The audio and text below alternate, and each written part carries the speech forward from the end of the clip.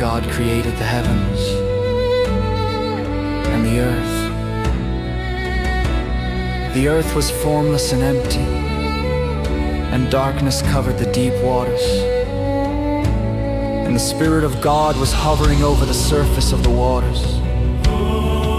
Then God said, "Let there be light," and there was light. And God saw that the light was good. Then He separated the light from the darkness. God called the light day, and the darkness night. And evening passed and morning came, marking the first day.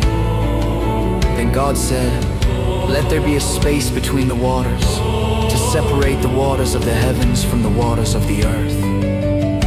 And that is what happened.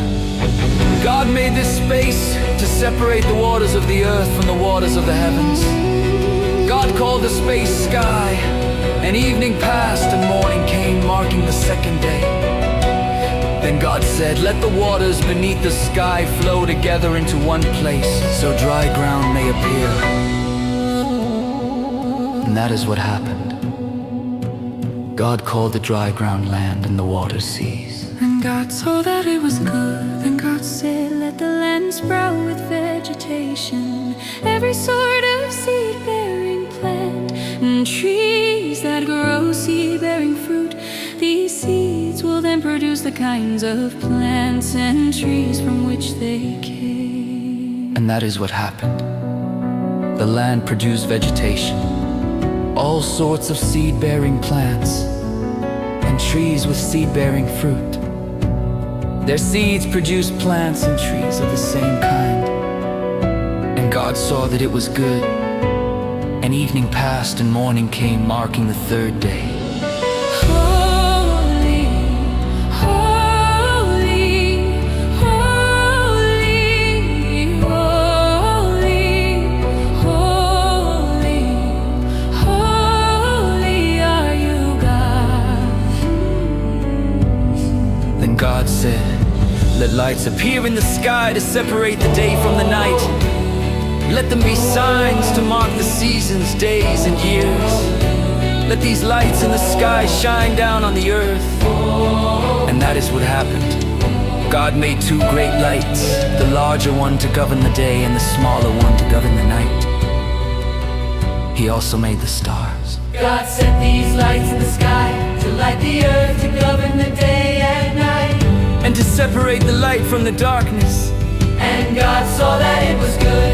And evening passed and morning came, marking the fourth day. Then God said, "Let the waters swarm with fish and other life.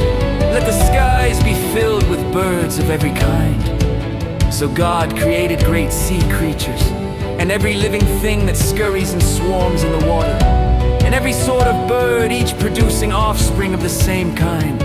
And God saw that it was good. Then God blessed them, saying, "Be fruitful and multiply. Let the fish fill the seas, and let the birds multiply on the earth." And evening passed and morning came, marking the fifth day. Then God said, "Let the earth produce every sort of animal, each producing offspring of the same kind, livestock, small animals that scurry along the ground, and wild animals." And that is what happened. God made all sorts of wild animals, livestock and small animals, each able to produce offspring of the same kind. God saw that it was good, and God said, "Let us make human beings in our image, to be like us. They will reign over the fish in the sea, the birds in the sky, the livestock, all the wild animals on the earth, and the small animals that scurry along the ground." So God created human beings in His own image. In the image of God He created them. Male and female He created them.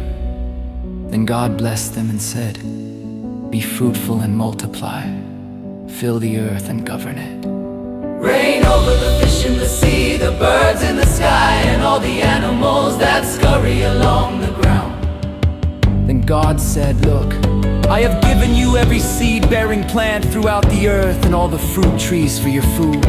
And I have given every green plant as food for all the wild animals, the birds in the sky and the small animals that scurry along the ground, everything that has life. And that is what that it was like. Then God looked over all he had made, and he saw that it was very good. And evening passed, and morning came, marking the sixth day.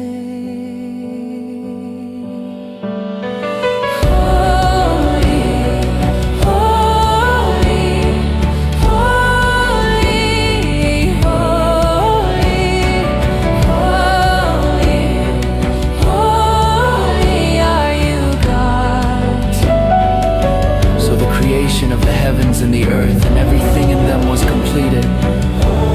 On the seventh day God had finished his work of creation, so he rested from all his work. And God blessed the seventh day and declared it holy, because it was the day when he rested from all his work of creation.